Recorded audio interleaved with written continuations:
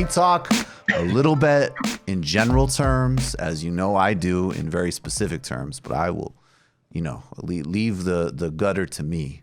But let's talk a little bit about all of the other people who maybe are the half measure people, who maybe are the inconsistency people, who maybe are the people that were saying that poverty, as an example, is because poor people don't see great educational role models and all of this other trash, a million other examples I could use.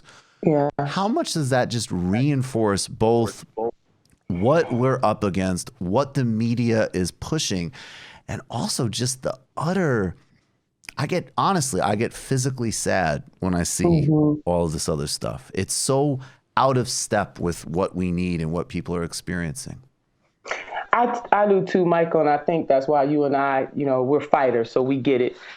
It is disingenuous. It is a flat out lie. Anybody, I just had a dear friend of mine screenshot a medical bill, and I'm sure this won't shock you. 2 nights in the hospital, $27,000, almost $28,000. 2 nights in the hospital. So for these politicians who are running for the Democratic nomination, where we have almost 90 million of our sisters and brothers in this country who are either uninsured or underinsured, where article after ABC just put out an article just a couple of days ago about how medical debt is crushing. And I think those were the words they used in the headline, crushing middle-class families. So for anybody to talk about Medicare for all who choose, or the freedom, we're talking about a freedom to continue to be at the beck and call of corporations who make profit hand over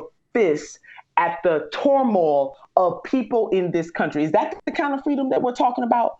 Freedom to go bankrupt, and in some cases, freedom to die. So it is false what they are saying. We need a Medicare for all system in this country, bar none, and half measure is not going to do it. People using the word freedom to choose is not going to do it. We've been trying to do this for the last 70 years since President Truman. It is time out for this. People are suffering, Michael. And so for these folks who are on the stage, they just lying is what they're doing. They're trying to keep the status quo. And there's only one candidate who will not equivocate, who will not sell the people out, who won't say one thing on the debate stage and another thing off the debate stage. He will not sell the people of this nation out. We deserve this. Why is it that we can bail out Wall Street, but we can't even put a down payment on Main Street? Something is wrong with that. If we can give tax breaks to multimillionaires and billionaires in this country and starve our government, we can take that same money and invest it in the American people in this country for a time such as this. Do you know the millennial generation, they can't even hope in some cases. Some studies show that if we continue on this course, they won't even have the same level of quality of life that their mothers and fathers have had, that their grandparents. Now, one thing as Americans, we've always prided ourselves at least in saying that we're a nation of progress. If we keep on this course, we're going backwards. So it's time for folks to choose a side, Michael. Either you're going to stand up for the people or you are not. And all the smooth talking, because some of these folks, these jokers, they can talk a good game. But this is about who is willing to put it all on the line. Who has the anti-endorsers list? Only one, Senator Bernard Sanders. Who's been talking about Medicare for all since the 90s? Only one, Senator Bernard Sanders. Who's the one that doesn't change what he has to say based on what the polls have to say or consultants have to say, and whether or not it's hard or not? Senator Bernard Sanders. So he's the champion. He has blood for this. You just watched a Michael Brooks show video. Subscribe to get them all. Why wouldn't you? Don't be foolish. Click subscribe below and become a patron as well.